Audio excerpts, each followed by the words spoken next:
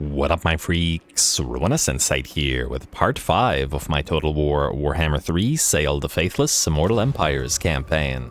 So as we saw last time, we have started the Dark Ritual and got the first level out of it and activated our first Monstrous Arcanum monster hunt against Frigistrex, the Cold Voider, which we're going to do presumably in 5 seconds or so, as we are indeed in range of it to start. Otherwise, we have effectively destroyed the northern provinces, and are getting ready to move on to the western provinces. How far we take them on with Sayl himself as opposed to sending another army down there remains to be seen, as once again I do feel like we should try to get to Norsca in order to confederate the others, and that will be a fairly long trip, though we may want to, you know, stop by and betray some jerks or fight some jerks as we do. Anyway, let's see what we got in terms of building and any other moves we can make before we start. Oh, right, this place. You know, we can probably pop up despoilment here. This will give us a nice 2k or so money. The public order will start dropping, but we can switch to venerate the 4 and completely counteract it anyway. Anywhere else where we care about sacrificing public order? We can't do that here in the gates, unfortunately, as I guess that would be kind of cheap. Weijin we can keep as it is. I actually want the extra growth because we are building it up to be a main territory. Otherwise, there isn't too much to do, so let's send Fail into the first monster hunt. From what I recall, Frigistrex is the one that gives a bunch of Feroz dragons or Chaos dragons. Huh? Oh, you don't go for it immediately. All right, fair enough. What is this? 2,000 gold enables attrition for this army versus... Wait, you get 2 Marauder Hunters with Javelins, but we wouldn't have room for them in the army. Aw, game, come on. Oh well, let's see what this says. Among the curiously skull-shaped rocks and snow-laden gusts, the hunting party spies another group. The strangers are examining the place, unhappy to have lagged behind their quarry, and unhappier still to see your warriors catch up with them. It is a galling thing to find yourself outpaced, and the burgeoning friction threatens to escalate into a full-blown conflict. Yet have the rival hunters not missed their opportunity as well? Maybe next time together, and this will not be the case. One way or another, the competition must be dealt with. Fair enough. Yeah, well, we don't need to suffer 2 turns of attrition, that's for dang sure. So much as I'd like to take the 2,000 gold otherwise, and much as the 2 Marauder Hunters would do absolutely nothing for us, we'll do that. And okay, it's all the way out here. Luckily, Sayl can move significantly further than this other little army can. I do wish that we knew... whether this is the sort of final fight for it, or whether we can... I guess now that we've started the fight with the hunt with Sayl, we have to do it with him. But we can always build Havthor, for example, specifically to be a monster hunter. He already has 1 billion javelins, so it would work for him. He just needs something to hold monsters and stuff back. And, well, I guess we could get him some skin wolves and stuff. Oh, actually, speaking of... we have a tactician skinwolf now, which ain't too bad. I do like the additional melee defense that it offers. We didn't get a skinwolf last time, did we? Yeah, we did. Vidamar here, who is strong, which is also fairly nice. Yeah, I'm just disappointed that the... well, while the skinwolves do have Vanguard deployment, that they're... that the Weir can have Vanguard deployment, the skinwolves themselves don't, for whatever reason. They feel like a unit that should probably either get it through a trait belonging to the Skinwolves, or the Weirkin. Marauder Ice Wolf Chariots also don't have Vanguard deployment. Norscan Ice Wolves do not. We should make an ice-themed army. Frost Dragons, Ice Wolves, and Norscan Ice Trolls. Yes. Alrighty, anyway. Alright, Havthor. I guess we could send you down south now. I figure that we will get you to raise a few territories. Go down. Wait. Actually, you're not able to start a second hunt at the same time, are you? No. For this, we need the tech. How close are we to the tech? I guess we can go towards it after we're done with Collapse of Grand Cathay. The tech, not the actual Collapse of Grand Cathay. Anyway, head down south. Your army will have the big problem of basically having no melee troops, but we could always recruit some and ferry them over to you. Anyway, let's skip. Let's end the turn. There should be a quick few turns while we move towards the monster hunt and move southward as well, since we've pieced out with the Heralds of the Tempest. There's no real chance of anybody attacking us from the north, plus I guess we still have the barrier or buffer zone offered by the war host of Jar. And that works. Alright, Sayl, what you want? Construction cost reduction for 20% for 15 turns. It's pretty solid. 20 research rate is nice, but it's not as big. And it's not a lot of research rates. This will give us maybe 1 or 2 extra turns shaved off, so I think we'll go for the construction cost reduction. We will give this a read, though. Out in the remote depths of the icy wastes, your men find an aged skald, dying of wounds inflicted by wild beasts. He is the last of his people, and before he goes to the gods, he wishes to pass on the knowledge of his ancestors. Knowledge thought long lost, as his tribe have lived apart in the wilderness for many generations. But his time is short. What should your men ask of him? Speak of your people's history. There we go. Alrighty. Master of the Elemental wins for all spellcasters, Vanguard deployment against Cathay, and construction reduction for garrison buildings. Yes. Alrighty. We also have the VIPEROUS staff that we could fight. What do we have here? Oh, wow. That's concerning. Really? That tough? I mean, the fire and rockets are going to be a big issue for the Marauders, but, I don't know, I feel like we could maybe fight it. Alright, we'll maybe do it this episode, but for now, let's keep moving. We wanted to get this, Deadly Prey. And I'm trying to remember if we're supposed to move through Monster Hunter. Damn it, alright, let me just double check what text we need. We need Deadly Prey and Monster Hunter. Okay, so it's these things. We will move through them. Oh wow, these take 1 turn now. I'm almost tempted to get those just because they're 1 turn. Oh, you know what? Let's actually complete Under Their Gaze first, because population surplus for newly captured territories, and then we'll do that. It's only 1 turn after all. I keep saying 1 turn. It's lost all meaning. Anyway, you, sir, go down here. Stay in march mode. March stance. We gotta get down to the Shrine of the Alchemist and erase some Chaos Altars, especially as I imagine these guys are relatively undefended up to the north while they're busy with the Blessed Dread and Clan Eschen, though I would like their defeat trait if possible on Sayl's army. The Kurgan could really use it since their armor is pathetic. Frankly, the Etten armor is really low as well. Yeah, anyway, building, real quick.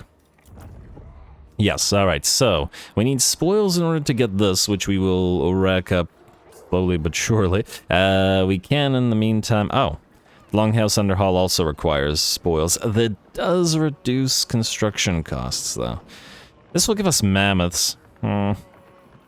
I'm tempted to get this because, you know, every little bit of construction cost reduction will be quite nice. And the next thing we want is the loot pile, because we want those everywhere. And I guess since this is a main territory, we might want to get the Dark Furnace. Though it's not the most critical of things either. It's not like there are too many options here. We have the other military structures and all the other buildings, so those are covered. We have this somewhere, right? The Colossal Offerings? Yeah. All of the other bases are covered. And this doesn't do anything faction-wide, does it? It does not. So yeah, it's basically these two then, so we may as well build the recruitment cost reduction one. Alright, and now it's just a matter of grabbing some spoils. Do we want to upgrade this at Pome? I'm actually probably going to trade it to these guys. I'm hoping that they can make a tower out of it. It would be nice once again to have access to all the Chaos Dwarfen units, and them developing will work in that manner for us, so we'll leave that alone. I guess we can upgrade Snakegate though. Alright, and leave Pome alone. Lovely. And then we still have a nice, reasonably nice nest egg. Alright, end the turn. And, oh right, I forgot about the Werekin. 85 armor. Huh, not bad. Alrighty, at least with the Hero Vanguard deployable, he will be able to move together with the Bearman. We'll just pretend that he's a werebear rather than a werewolf. And just because Beorg needs some friends. Although at the same time he probably suffers, he'll suffer no competition. Anyway, what do we have here? The hunt may have taken a wrong turn somewhere. A hunter may have made a blasphemous remark. Whatever the reason, it may be for no reason at all, the dark gods are displeased. An eagle circles overhead, unseen through radiating inscrutable ill will. Hounds bay across the outer darkness, crows' eyes glitter at the edges of the campfire, their beaks glistening with black rot. Serpents slither slyly through the flames. Whatever you are prepared to to give to appease them, they may take more than what they provide in return. And that they do. We can lose 250 treasury for a little bit of leadership and a decent bit of melee attack. Seems like the way to go. Personal perpetuations. You will exchange the divine ill will evident in this place for the ill will of your hunters, who will provide spoils for the perpetuation. Sure, whatever. Alright, and population surplus. Good. Dimmed suns. Do they appear beside us? Yeah, I don't know where they appeared. Concerning. Hopefully they don't attack us. Anyway, the techs we were going to go with were these. Monster Hunter. You know what? Let's actually get Chaos Surge for the leadership for the Marauder units, because it'll immediately counteract the several turns we have of the personal... yeah, whatever. Why not, right? Alright. Ooh, what are you doing? Well, darn, as soon as they attack this, they'll take Xingpo, although we could just raise an altar there. As long as towers don't fall, it's not a big deal. Anyway, Sayl, go to this place. Go, go, go. This better be... Yes, the hunt's culmination. Good. The Dark God's whims may have lengthened your search in the past, but now the hunter's wits and bodies have been honed and bolstered by tempers grown increasingly short. Carnage is at hand. The warriors are raring to go. Alright, and the reinforcements, more Norscan ice trolls and more of these great chaos dragons, or chaos frost dragons. Should be fun. Away.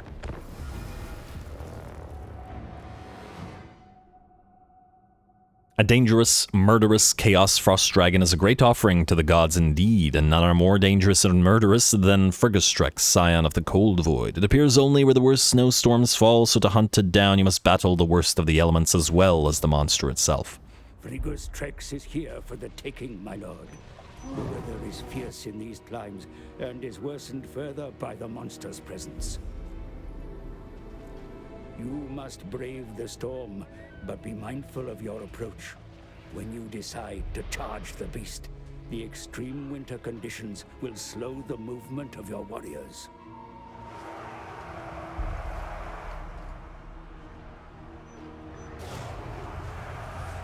Win or lose, the gods feast on our deeds. So win and reap the rewards.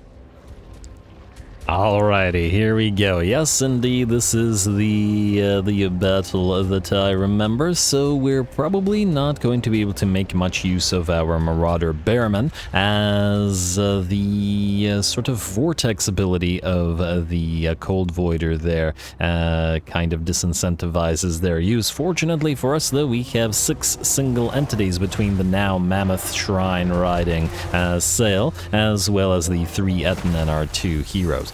I would imagine it should be well enough to deal with the enemy, as I'm sure the Norscan ice trolls are learning, having already, well, the first unit having already shed about 30% of their HP. The Mammoth is certainly going to be helpful there, and Frigastrex will move on in, but good luck getting through all that ward save plus regeneration on Sayl.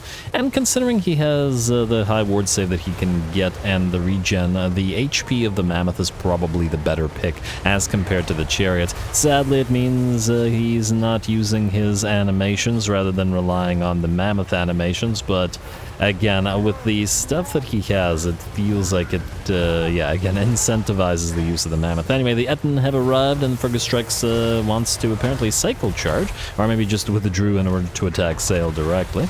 I'm gonna pop off these spells as best we can on the enemy with the Etten, though obviously the Flocks of Doom ain't gonna be all that helpful, and I imagine the troll regeneration actually just out-damages the, or out-regens the damage of the Flocks of Doom. All good though, our single entity's still doing good work. The 2 units of the trolls are damaged, and while one of our Etten is taking a bit of hurt, it's really not so bad. It does look like a unit of Norscan ice trolls have managed to close the distance with one of our units of Kurgan horse here. I did not notice these trolls sneaking in, sadly. And obviously the Kurgan are rather fragile units. We're supposed to use them as an anvil, or as a hammer rather, to the Bearman anvil, so we're gonna send the Bearman in to deal with the trolls. Horsemen trying to get the heck out of there, gotta prevent the frostbite from being reapplied. And, oh, wow. The Marauder goes flying into the screen. Anyway, these guys will pin the trolls in place and then do the anvil and hammer thing as the other healthy unit of Kurgan will move on in and smash into... Why are you moving so slow? Oh, 54 speed. I guess the map just slows everybody down by a considerable margin, even before the frostbite. Wow, 31 move speed on the Kurgan horse. Shouldn't matter, though. We got those great weapons going, and the Norscan ice trolls get torn to shreds rather quickly. More Norscan ice trolls are fleeing the battle, and we're going to chase them down with the other Kurgan horse, just to make sure that they are either destroyed or otherwise are shattered, so that they don't come back and force us to have to deal with them. Can't really move too many Bearmen too close to this because they would get obliterated by the vortex, but Frigastrix is now down to 20% of his HP, and the other Frost Drag, well, one of the Frost Dragons is having a bad time against the Etten. Sooner rather than later, the Flyers will fall. Frigastrix should probably lead his own sort of ice-themed army, shouldn't he? Is there any other source of ice-themed units that we can get outside of Kislev? Because I doubt that we're going to be able to grab a Kislevite ally, unfortunately. Probably more possible in the old world. Yeah, I really want to mix Norsca and Kislev together. I did try that in a previous Kislev campaign, but they ended up hating each other. But I think next time I play either one, I will forgo allying with other factions, like with Norsca, forgo allying with the Order faction, or well, with the Chaos factions, in order to allow for a vassal or ally of a Kislevite faction without having to rely on aversion to other factions. But anyway, I digress. Down goes the Cold Voider, and it looks like with that the battle is ours. The rest of the Frost Trolls, or Ice Trolls, flee the battlefield. And we're good. War Shrine came in handy, and I'm sure Sayl will have a lot of fun on this thing going forward. The War Shrine has always been quite a nice model. It's just a shame that we don't get to see Sayl, you know, use his skull laser eyes. Like, he can it's a ranged attack. Give him a ranged attack so that he can use the skulls on jerks down there. I feel like it should be possible, but anyway.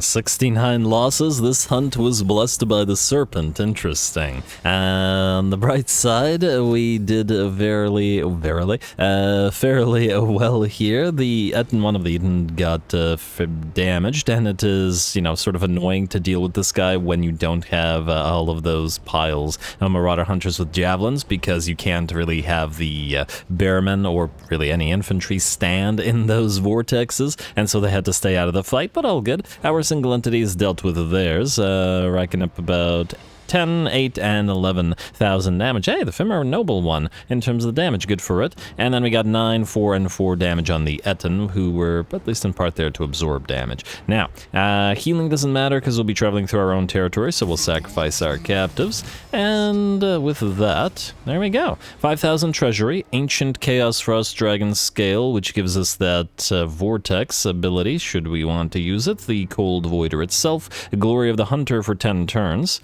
Upkeep for Regiments of Renown units, eh? Interesting. Free little bit of spoils. Wait, quest issued. Defeat the monster and its... Huh? I assume that quest issued is lying, and it's... Yeah, okay, successful. I was like, wait a second. Oh, we could have teleported to that? Oh, I didn't even realize that. Wait a second. It only now showed up the quest issued. Why are you... What game? Why? Alright, well, at least I'll know for the next time. Lovely. And cooldown duration remaining. But on the bright side, we got these unlocked now. Dragon Ogre's Great Horn and... Wait, Taming Hunts. Huh. Chaotic Wasteland. Okay, so I take it these can be teleported too, maybe? Huh, why is it... Wait, 4, 4, 4. Why is this one here and all the other ones are at the... Game. I guess this is going to the next line. Come on, UI people. You gotta up your game a little bit. Vicious Gorgon, Madden Jabber, Slythe, Soul Eater, Cygors, Bloodthirsty Praeton, Rancorous Manticore, Cockatrice Sculptor, Pestilential Toad Dragon, and Elder Dragon Ogre Shaggoth. Neat. Alrighty, well those are on cooldown. Sayl, you can move southward. You won't heal here, but I guess you're not so damaged that it will matter in any significant manner. Anyway, Wirkin, come down. Come on down, sir. We can get another noble, and we will want a Fimmertastic army rather soon. I am waiting for a noble whose trait I like, though. Wait. Do the nobles automatically get stock? I feel like they do. You have stock here. Yeah, you do. Meaning another stat is completely useless on you, so we'll ignore you. Iron Storm, we will upgrade you to the Pandemonic Monolith. Although we could wait until... That's going to be a long time till you're level 4, so we'll just wait on that. We still have the defensive structure, Dragon's Crossroad as well, which we theoretically no longer need, but... Alrighty, I guess we can upgrade the Worm Chasm there, and start in on that loot pile. This will not give us any capacity at the current time. We'd need the next tier. Yeah, we will need to build it, but we will get no use out of it effectively right now, so yeah, that's another loot pile. Always with the loot piles. Alright, what else do we need? Public Order's looking good though. Mountain's End, we will upgrade... Well, we'll upgrade you to this for now, and then we'll eventually convert you. It costs 140 to convert and 140 to directly build, but, you know... Oh, we need more of those spoils, which we're looking to go and get. Wei Jin, let's build the Beast Tamer here, and I don't trust somebody not attacking the place, so, well, I guess once you're at tier 3, we'll build the... Oh, wow, your growth is basically nothing. Can we get you growing? Oh, wait, this thing is the only thing that gives you growth, isn't it? I might have to betray these guys and grab Mingzhu just for additional growth here. This gives us control, and the control will give us additional growth once it's high. Alright, fine, we'll build this and then defenses later, I guess. And that's the way to do it, I guess. Alright, fair enough. A Diplo check real quick, and then we could end the turn. Clan Eshin... Ooh, Heralds of the Tempest. You want a trade agreement. I wonder if they're going to be sort of broken or useless like Tamarkan will be. I mean, we could trade with them for now and always cancel it later on. I prefer to vassalize them, but, you know, do this. That's a big old monster to sacrifice to the gods, though, Kolek, I mean. I'm sure they'd enjoy that one. Anyway, Havthor Christensen, you are going to hit up Shrine of the Alchemist, then. And we will ask the... I'm going to say Blessed Dread to join this. Oh, they're strength rank 4. They're quite strong. Might be fun to fight just by... the principle... Low care plays very loud. Western provinces join the war. I'm wondering whether we should... I mean, if we give them City of the Shogungan, we could just straight up vassalize them right now. How much do we care about the Dark Altar here? Wait, this will actually drop below... What happens if that happens? If you lose the Chaos Altar? I assume you will lose the buff, but we already did the fight. Interesting. I mean, we'd get another altar up and running immediately at the Shrine of the Alchemist. It's kind of interesting. Maybe I should do it. I can always betray them later if we wanted to. I'm just wondering whether it's worth our time to vassalize them. Again, they do have some neat monsters in there, and if we want to make a Slaanesh-themed army, for example, the Medusa would work decently well there. The only reason I'm hesitating is because they're also quite fun to fight, but, you know. Don't be scared by my helm, as intimidating as it is. Fear the being that wears it. Let's do it. Alright, vassalize, and we will also join your war against the Western provinces, and we will do it for money. 6.7 thousand money. Alright, that'll make you weaker, but it is what it is. Alrighty, and we will try to trade these back, right? Yeah, this is dropped below, but then we pop into the Shrine of the Alchemist with Mr. Havthor here. Thereby putting it back. There's a little quest icon or something there. You and you, Regiments of Renown, get this. The Lichbone Pennant goes on. Somebody. Oh, actually, you know what? Let's give it to the trolls. They're probably going to do a fair bit of damage. I'll resolve this for obvious reasons. And we will pillage and... Wait, no. We'll raise it. Wait. 340 spoils is not too bad. It'll immediately enable us to build a building, but we need the altars more right now, so I'm gonna say altar anyway. Yeah, free possessed, nice. Alrighty, I guess we can upgrade this immediately. We'll also pop off the... Oh, we can't do this. Turns until available 3. Fair enough, can't take advantage of that. Aberrant Monolith. The Chaos Altars generate spoils anyway, so it's not like we're super concerned. We could get the tiny garrison here. This will enable us to recruit some basic troops, though, including some Chaos Warriors, which maybe we put into Hathor's army because we can. This gives us recruitment cost reductions, campaign movement range, adjacency, income from raiding, post-battle loot in adjacent regions. But it is fairly costly. I mean, I guess we could do this and then delete it later, so, why not? Do something with it. Anyway, let's skip. Commandment available. Where? Oh, this place, because we vassalized it. Fair enough. Growth plus 30 for obvious reasons. We gotta make use of that construction cost reduction while we have it, so try to get everything to grow as much as possible. There wasn't a growth tech that we were missing out on, was there? And just to check real quick. Anywhere that gives us growth. Growth. No growth. Campaign movement range is nice, but 3 turns. Construction for ports, income from ports, control plus 2, all nice, but not very growy. I think we did the growth build-ups. Yeah, there it is. Beware the crow. Alright, fair enough. Fair enough. Then the rest is fine, and we'll end the turn. Our income is positive now, which is nice, thanks to the tribute from the Dark Elves, I'd wager, who are pretty darn far southward now. And on the bright side, they should give us a vision in terms of seeing what's going on down there and where Jiao Ming is. And that lovely armor-up defeat trait that he's got. And rather than killing Kugath like we're doing with Dekala, we can ally with Kugath in this particular campaign, temporarily or not. Ooh, yeah, these guys are doing good. A lot of armies. How are we doing down here? We should probably force them to declare war upon Nakai, although his defeat trait would also be lovely for sale. There's a lot of really great defeat traits in Katha, isn't there? Would it be faster to travel through the Warpstone Desert or the Skaven territories? I'm gonna say go down like this, maybe. Oh, we'd have to cross here. There's a crossing here, right? Yeah, there's a ford here. Alright, fine. Go this way. Go this way, Mr. Sayl. We gotta wait until the monster hunts are up and running. Anyway, you are being constructed. What is this? What is this? Oh, that's the quest for your quest battle. The quest for your quest battle. You know what? You're damaged. Are you so damaged that you can't do your quest fight? I mean, take a look at it again. This is concerning, I will readily admit, but okay, yeah, we'll wait until you're full HP and then do it. You, sir?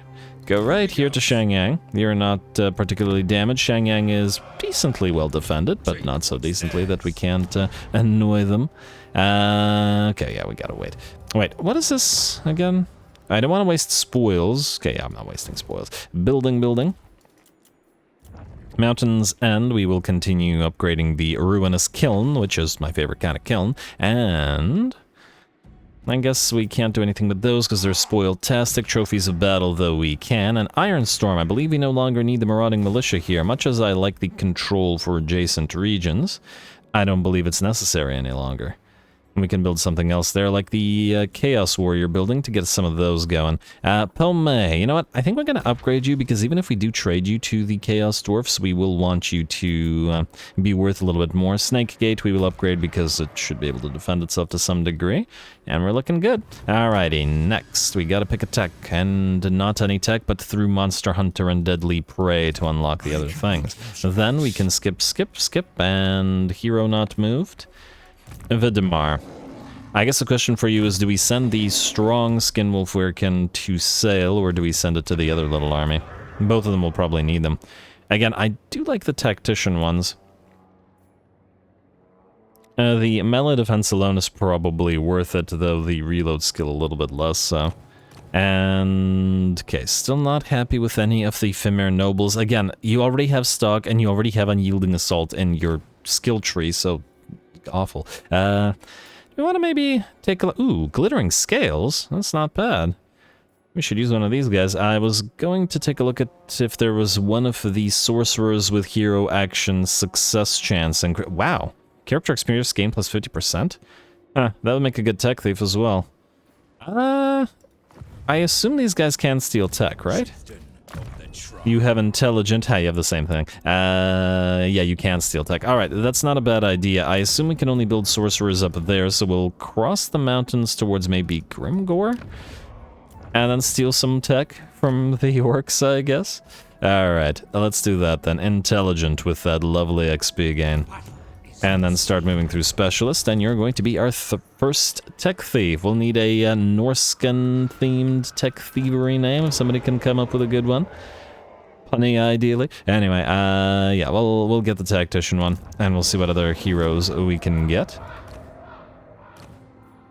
as we move. You know what? I'm going to say take the Diabolic Splendor one. Physical resistance for the entire army. Glittering scales on you. Leadership aura. This is a great support one. Whoa. I'm almost tempted to put you into Havthor's army and swap out this one. Certainly a possibility. Anyway, we should probably max out Fearsome Warriors because you are going to be in need of them regardless of how many range units you have. You will need a melee line. And the rest of that looks good, minus Vidamar, who... Oh, right, I was trying to make the decision as to whether we send you in. More melee defense on the Marauder Bearman. I don't dislike that idea. From the Femir Wolf... from the Skin Wolves, rather. I guess if we only put one of these into your army, then we'll put you here to act as a champion. Alright, that I think works. And the rest of this is good, so as soon as you stop moving, we'll end the turn and keep on moving southward. I really wish we could raid our vassal territory. Oh, you know what I should have done? I should have raided Pomei because it's our own territory. In my head, it's already the Chaos Dwarfs territory, so I didn't even consider the idea. And because, like I was saying, I wanted to trade them so that they have the full province. Although I'm a little bit worried about if we gift it to them that it becomes a outpost rather than a tower, which would then not be worth it in our... from our perspective. Anyway, Sayl, really? You didn't lose Xingpo? What the heck? That's obnoxious, how dare you. They had a little army right there. And it's basically free territory. Oh, because we joined the war, so that... Yeah, okay, they're not at war. Okay, that's actually my fault. Shut up. Go down here, please. And the rats' armies I don't really care for, so we'll probably just kill them. How do they feel about us? Yeah, they don't like us very much. You know, we are down here. Maybe we should just start raising rats. Go for Kunlun. We could even, if we wanted to, keep this territory as a proper territory. And then trade Xingpo for Pomei, and that allows us to keep the gem mine for ourselves. I think that's a decent option, as far as I can tell. Anyway, let's go to Shenyang. These guys will probably stay in the settlement, but a turn will give us the ram, and that should be more than sufficient. Correct victory. I doubt they'll sally out, but just in case they do. Let's level you up. Searing Doom Spam and Gehenna's Golden Hounds are going to be the order of the day. Let's grab Metal Shifting and at least put 1 point in. I'm actually going to say Plague of Rust first over Glittering Robe. Yes, we do like the massive armor gain that it gives us, but we also want to be able to... de-armor the enemy, because our range units' armor piercing is lackluster, and since they're anti-large, they need all the help against anti-infantry. Anyway, looks good to me. Heroes on the way southward. So Vidamar, you're going to join that army. Nud, you're going down here, and you're going to go down there, and Tech Thief, you're going this way. Then let's keep on checking the heroes. We got a Weapon Master, which is decent, but only half of the stuff is useful. No new one of these guys, and no new Sorcerer availabilities. Building real quick. Mountain's End, keep upgrading this to eventually be converted, just so we don't have to look at it every turn. And Iron Storm, we were going to switch it to this thing. And the Skull Rise into the Mock God. Yes. And the Chaos Warrior-tastic ones. You are going to go for... What is this? +3/+3 enemy leadership income from sacking. Which we might potentially do here. because we will want to raise this as an altar rather than keep it. Yeah, that makes sense. So I get, well, I guess the question will be whether we want to do the same down here or not. Income spoils from pillaging settlements, all your armies in adjacent regions. Income from buildings, adjacent regions. Stacking settlements versus enemy leadership on all armies in adjacent regions. I'm just gonna get the increase the money, hopefully to counteract it and slash allow it to pay for that. Anyway, we've gone through 2 of the turns. Let's go through a few more in turn. And we'll quickly stop on by and kill some rats. And the rats will eventually declare war on us because they hate our allies and they hate the fact that our new vassal under the Dark Elves well, betrayed all of their alliances with them. Under Sayl's direction, of course. Who else? Anyway, campaign movement range, Mountain Scout. I believe we already have one in Sayl's army. Yeah, we do. Alright, so that's good. And we're basically at full HP, so I want to do this quest battle. It's a little bit concerning in the sense that it... Oh, can you join this army? No, very close though. Do we want to set for another turn of attrition or just go? I will think about it. What I would like to do is fight the quest battle because it looks like a good fight, and the fact that this says that this is so insanely in the enemy's favor makes me excited about it. Let's see. Do we want to keep going through spell work? We haven't really done much for the red line at all in this army. Let's go through Occam's Mind Razor and grab Arcane Conduit, actually. Fimir Noble. Go through Woundmaker. You were hitting real hard, and I'd like you to continue to do so. And then Beorg, you don't really need on the hunt, because it's not particularly useful. Outside of an army, we could get you hitting harder, though. Yeah, alright. Get you hitting harder. Alright, let's see about the Tower of Ashshair with the Viperous Staff. Income from raiding. Passive ability gives a poison imbuement when casting, and melee damage reflection. Oh, that's nice. And by virtue of the way that this works, Wait, so this affects only you, huh? If it had affected everybody around, that would be really nice. Unless this is like a... wait a moment. I just want to read how these things work. Enable diff affects you, yeah, this affects allies and has a range, yeah, so it's only for Sayl. Which is a shame, but the damage resistance will be nice on that big mammoth target anyway.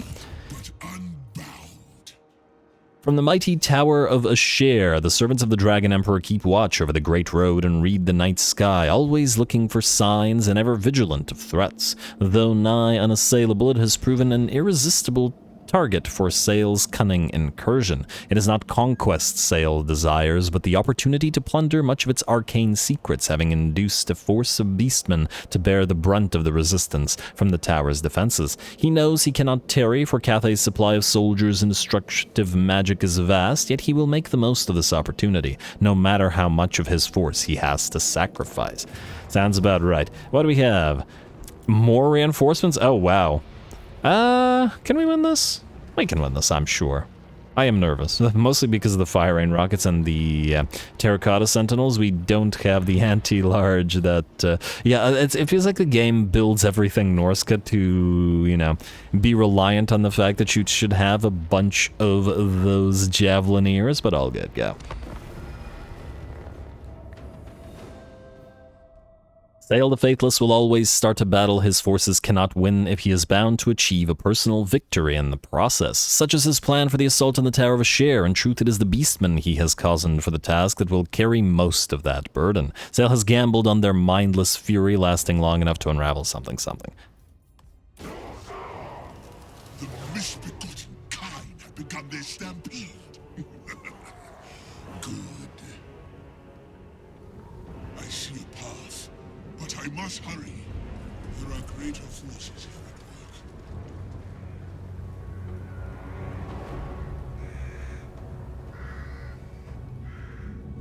But all I need is a gap in the defenses. I must know more of this power. I must have it. Alrighty, here we go. Sayl in the cutscene without the mammoth, but that's just fine. The Beastmen allies have already attacked the first of the enemy armies, the weaker of the enemy armies by the looks of it, though it does have a nice little mix of peasants, 3 fire rain rockets, and constructs and such, so looking good. Anyway, it looks like the AI will smartly move its Gorgon through the enemy ranks towards first towards the artillery, but it is intercepted by that sentinel. Would be lovely if we could get some Gorgons for ourselves. Is that one of the monster hunt options? Can certainly use a few. And just generally some Beastmen units to mix in with a few of our armies. But anyway, these two are probably going to be fighting each other for a while, though I don't think we can say the same of the Beastmen for too long, as the fire rain rockets are certainly doing a number on them. Sayl is, of course, wanting to use them as a distraction, which I'm sure will be just fine, though we are going to start taking hits immediately as soon as the enemy sees us. Fire rain rockets turn as if they knew we were coming. Point blank into the backs of the Jade Warrior crossbows, but also hitting our Kurgan for about 30% of their HP. That's cold, Cathans. That's cold. On the bright side, though, the charge makes its way forward, and Sayl has arrived, dropping magics upon the enemy while the Kurgan lay into the artillery and the range units. Of course, we've got a few more spells to drop as we move on in, including a Chain Lightning, both on the Cathans and the Beastmen alike. Sayl, in the meantime, has a mission. He has to move towards the Tower of Ashshair in order to do whatever magics he is going to be doing up there. Nice little... nice location. And that means, unfortunately, Sayl will be taken off the battlefield. Taken off the battlefield, I should say, just as the second enemy army arrives. Lots of Jade Lancers in this one, so they should be able to close the distance quickly, and the Jet Lions will keep pace. And then bringing up the rear, we have the Peasant Archers and Celestial Dragon Guard, Iron Hail Gunners, more Dragon Guard. Alright, that's going to be a lot tougher to deal with without Sayl to help out. On the bright side, though, this first army is, if not quite destroyed, as the Terracotta Sentinels still stand well Sentinel. The rest of the army is pretty much gone. Minotaur surrounding this thing. Will they be able to make use of that armor piercing to bring it down? The Sentinels don't actually have particularly high melee defense, so they should be hitting it. But they might be having a little bit of trouble with the hitboxes. Oh well, the Fimir Noble moves in, and I noticed that the Fimir Noble is of a size with a Minotaur, especially considering it's even more hunched than a Minotaur is, which is pretty neat. That's a big boy. Alrighty, and then I believe Beorg is doing the same thing as the Minotaur somewhere, while our Etten have slowly but surely been wandering forward. Their speed at 39 is a little bit on the slower side for a big old monster like this. And it's been taking a while to get to the enemy Terracotta Sentinel. Anyway, we want the Gorgon to survive, so to preserve it, we're going to move the Etten in and bash that Sentinel apart together. There we go. 3 Etten, 6 heads. Or 9, depending on how you look at it. Anyway, Terracotta Sentinel will start taking HP losses, while... I thought I heard Sayl, but apparently, I don't know, maybe it was, maybe it wasn't, but he hasn't arrived back on field, and the enemy army is nearly here with the Jade Lancers closing the distance. We are going to allow them and their Jet Lions to smash into the Beastmen. I'll let them expend their charge before we move on in. Well, with the units that we can move on in, of course, because our Bearmen are only just now getting here. And they did take a while. But I'm willing to bet we'll need them, so that's fine. Absolutely appropriate to use these guys to absorb all this damage. Alrighty, and the bounce of power is at about 70% in our favor, looking pretty good. Sayl's still not on field, but we're going to move our Kurgan horsemen around the new arrival, well, most of the new arrivals. We got to get at those archers and Iron Hail gunners and slow them down. Jet Lions have actually joined the Terracotta Sentinel, which is currently being tanked by Beorg here. It's a little bit of tank-on-tank action in this particular case.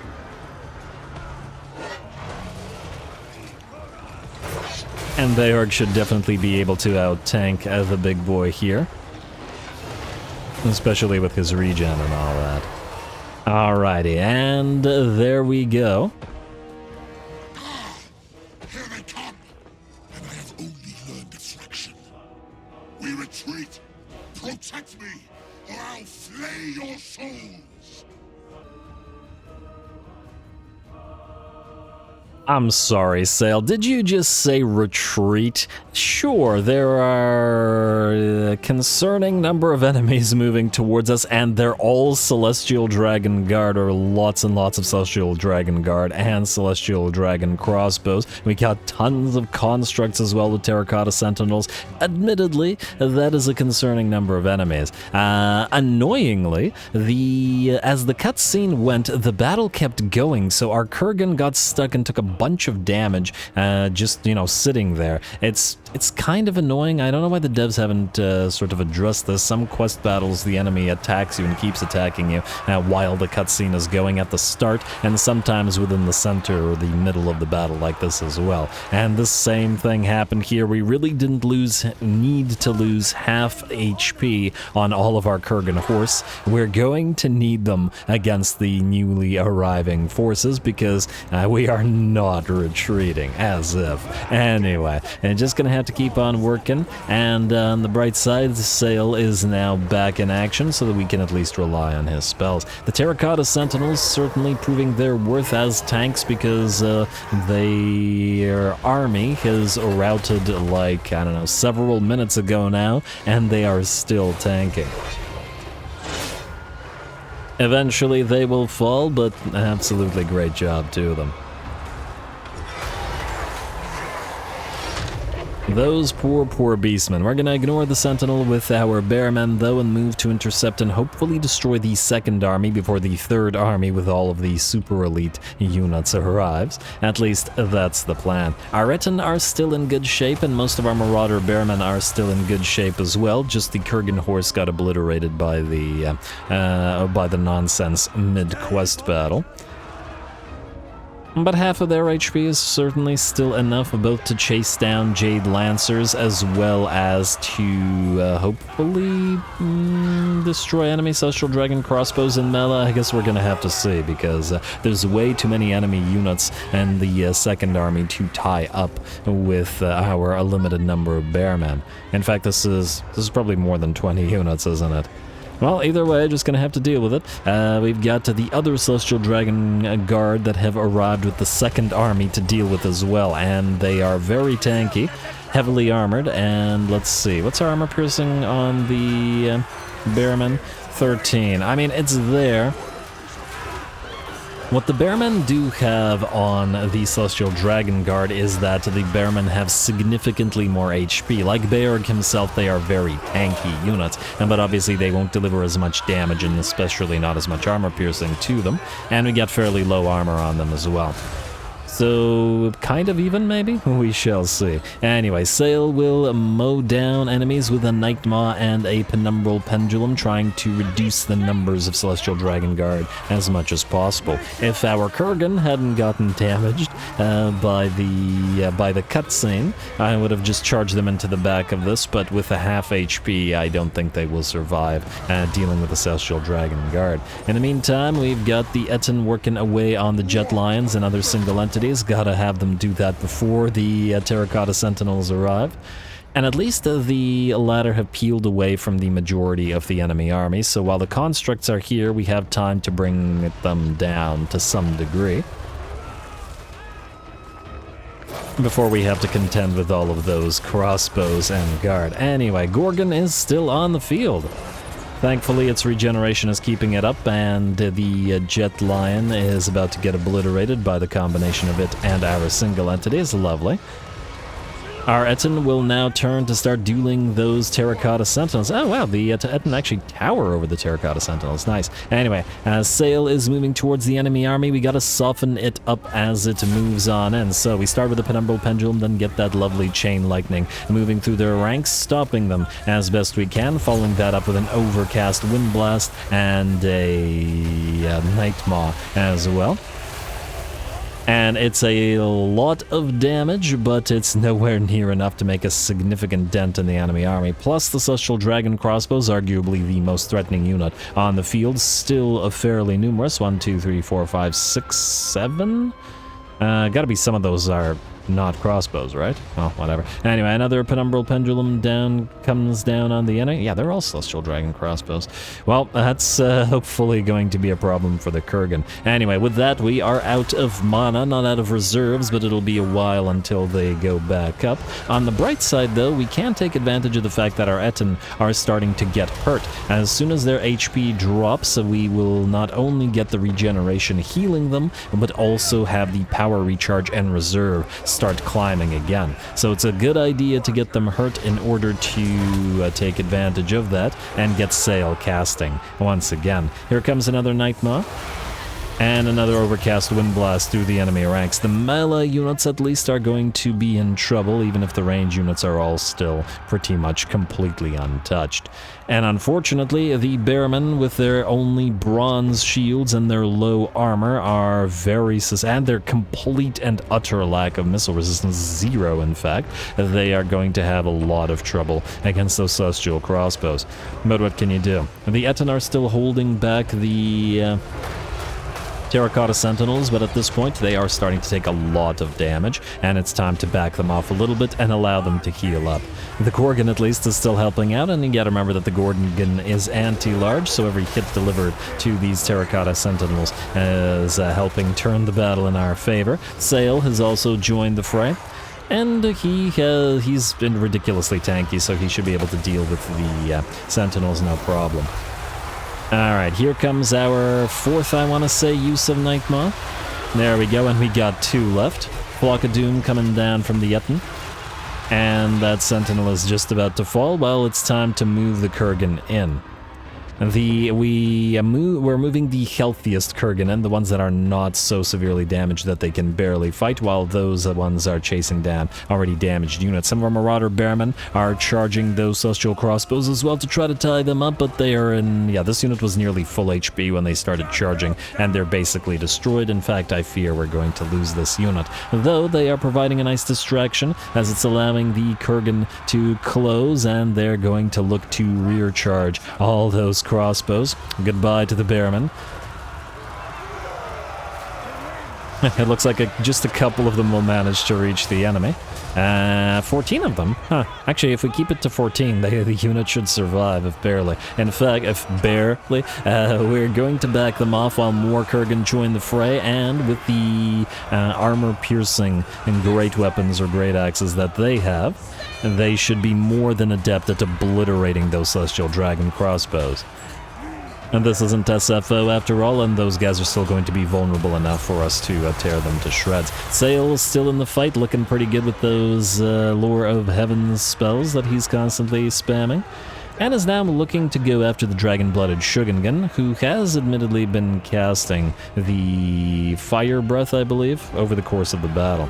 Anyway, our Etten are staying together, all 3. It's too dangerous to separate them now in case some single entities attack them, so they're moving to protect each other and make sure that they chase down any runners while they continue to regenerate. Finally, the balance of power has shifted back in our favor once again to about 70-75%. The new arrivals may have a ludicrous amount of elite units, but they left their Celestial crossbows unprotected, and Sayl's signature Kurgan tore them to shreds. Of course, the Dragon Guard remain, but unsupported by everything else, with their lords having been defeated and the Terracotta Sentinels having been cast down. The battle is ours. Pyrrhic victory. The corpses litter the battlefield, considering the size of the battle, unsurprisingly, and a pretty great quest battle. Yeah, the quest battle said to try to retreat, and then defeating the army was optional, but is it optional? Is it? Alrighty, there we go. Retreat. Get the heck out of here. We defeated just an obnoxious number of Celestial Dragon crossbows and Celestial Dragon Guard, and an obnoxious...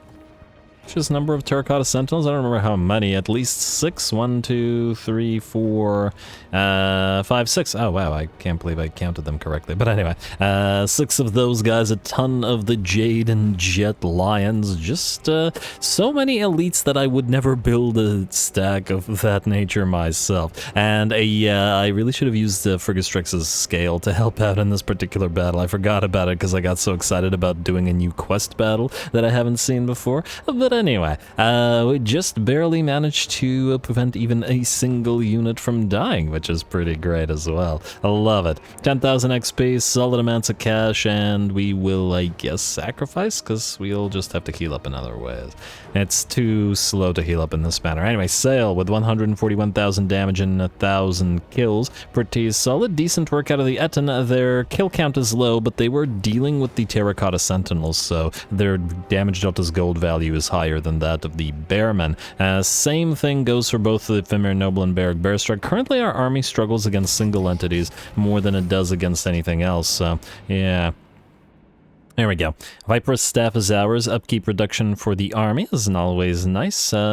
Leadership for Kurgan Horsemen. More buffs for the Kurgan Horsemen. Go figure.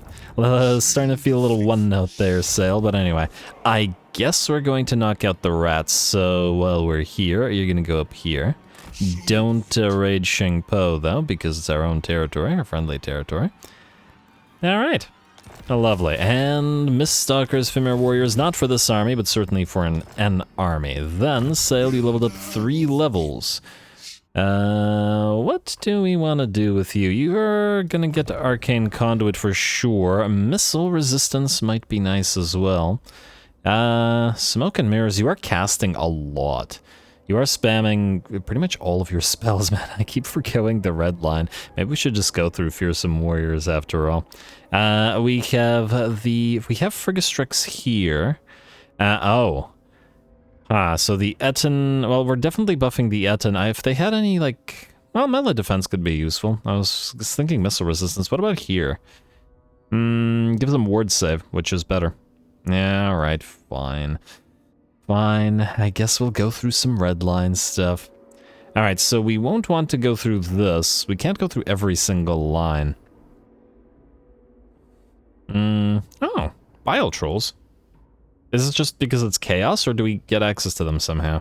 It would be nice. Like I said, I would like to make some themed armies regarding the gods. Anyway, we don't have enough of these units yet to take any advantage of them. We just have to remember that Hardened Monstrosities buffs all of our Monstrous Arcanum units. I guess the question is which Monstrous Arcanum units would be immediately applicable. If we get Monsters of the North, we can grab the Mawherd of Bloodfjord to move with Sayl, I guess. So fine, go through Monsters of the North first, or yeah. That's the way to do it. What about you two? Hardened Skin most definitely make you even tankier, because who needs to be tankier? It's clearly Beorg. And get Aura of Chaos. If we're leaning into the tankiness, may as well lean all the way in. Balloon Maker on Natural Thirst, and 1 more point into Heroic Killing Blow. Then, so I don't forget it a second time, lose the Potion of Farsight, and for now we'll use the Ancient Frost Dragon Scale on Sayl to give him even more casting capabilities. Thankfully, since he has regeneration and 68 ward save, he'll be fine. How does he even have 68 ward save? Wait, this is 18 plus 10. That's 28. Something giving him additional ward save that he also has. I know that he has some here somewhere. That's 10. Huh. Oh, and he's also getting 5 or 10 from Beorg being in his army, isn't he? Where is that? I swear he had something like that. 4 lords. Well, anyway, Sayl's hard to hurt. At all. And yeah, we'll probably pop Frigastrix into his army temporarily, and then swap it out with the Mawherd, I think. Do these little fellas also count with that? Assuming that we can recruit them? I guess we'll find out. You guys have access to the DLC now, so if you want to tell me, that would be nice. Yeah, you. Are you ready to go on in? It is a close victory. I feel like this is not worth fighting. The only thing I'm worried about is whether you would be... you would be immediately attacked by other enemies, but I don't see other enemies. I think maybe we can risk it. It's just a kind of garbage garrison. Yeah, there's Jade Warriors, but we'd break through the gate pretty easily, and then the Norsca Ice Trolls will tear them to shreds. And then we just spam Searing Doom and Gehenna's Golden Hands. Frankly, we could save a lot of casualties by manually fighting it, but out of resolve, whatever. Alrighty, and free standard of discipline, a sack of the play. Wow, 679. Huh. That's not bad. Maybe pillage and raise it. This is a fair bit now. Or we could do that lower and raise the altar here. I always forget whether you can't colonize into an altar, so either it's an altar here or a pillage and raise. And we do need more altars to unlock the binding, don't we? Tempted as I am by the pillaged spoils. This will be 900 total, which would enable us to upgrade 2 settlements. You know what, screw it, pillage and raise. We don't need the full province of altars, we'll just get random altars elsewhere. It's too good of an amount. And then can you move immediately? You can. Alright, go deliver the spoils to the Shrine of the Alchemist. And then you can come to regular raiding stance, unfortunately not into raiding camp, but all good. Alright, get those spoils back to where they need to go, and that'll immediately enable us to upgrade either you or you. I'm gonna say this, I want those chimeras up and running. Alright, I guess main settlements will probably want to just raise rather than alterize. Same thing might be true of Kunlun, depending on how the rats are looking there. Anyway, Tech Thief, you got a long way to go, so get going. You guys, keep moving southward. Like so, please, thank you. And like so. And then what about you? We got a Weapon Master, Phlegmatic, and okay, nothing that I care for. Unfortunately. Did I do building this turn? I did not. Or did I? No, I did not. Alright, recruitment cost reduction. Huh, interesting. This might make it worthy of having a Dark Altar in a province just by virtue of the fact that it gives the significant recruitment cost reduction. Possibly even more worth it than the Mock God. I mean, we could have one of these here. Quick access to Skin Wolves as well. This does nothing for the recruitment cost reduction, though. And we don't currently have access to the Chaos Warriors. Screw it, build the Chaos Warriors. And the Spawn. You know, more different types of themed armies. Did I build the outpost with you, Village? I did not. Alright, let's build it at Red Fortress. It's also Chaos Warriors. Probably will not use it, but you never know. And we did build it at the Volery. We will want to, I guess, upgrade it. Why not? War Coordination, Outpost, Upgrade. And the Maggot Host. You guys are being horrifically useless right now, so I'm just going to ignore you for now. And what about the Blessed Dread? I don't actually know that we're keeping them as vassals. They're useful in the now, but they've covered a lot of territory at this point, and I will think about it. It's not like there's a dearth of territory on the world map, so, you know, it just means some traveling. Anyway, one more turn until that Monstrous Arcanum thing is good to go, so we will skip on by. Yeah, I think it was the right decision to grab the spoils from Shangyang, just because we still have the construction cost reduction and it applies to the spoils, and I want access to a bunch of extra units that we otherwise don't have. So we can build up half Thor Christensen's army. Alright, what do we have here? Stronger monsters or stronger warriors? Well, I'm willing to bet that we'd be recruiting monsters more than warriors right now. Amongst the high, snowy peaks, a scouting party has uncovered a dark passage leading into the heart of the mountain. Your shamans say this is no ordinary cave. It is a gate to the void, giving direct access to chaos energies. They say they hear the gods themselves whispering from within, promising that those who dare approach may be granted new and terrible strength. You should send someone to investigate. Send the trolls.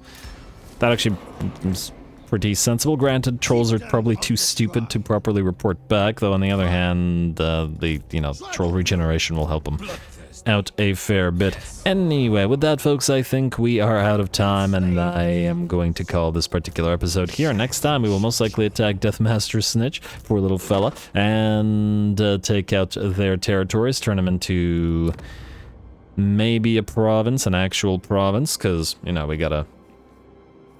we're about to get a bunch of spoils. So, well, you know, main province at Kunlun and then a bunch of altars. I do wonder whether you can build altars in... Like, build a cultist camp in altars. Can you? I think you can't. Just to double check, though. Pome. If you're at rank 2, you can switch out to the marble quarry. So, yes, you can. Huh. And that will give us anything useful?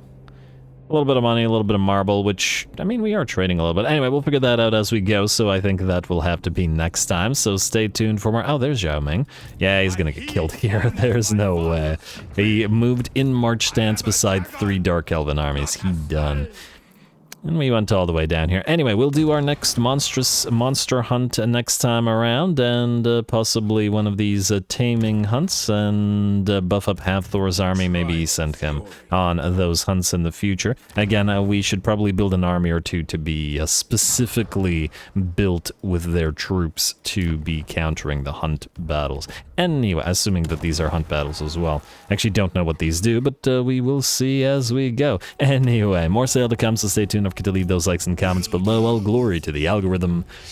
And thanks for watching. Retreat.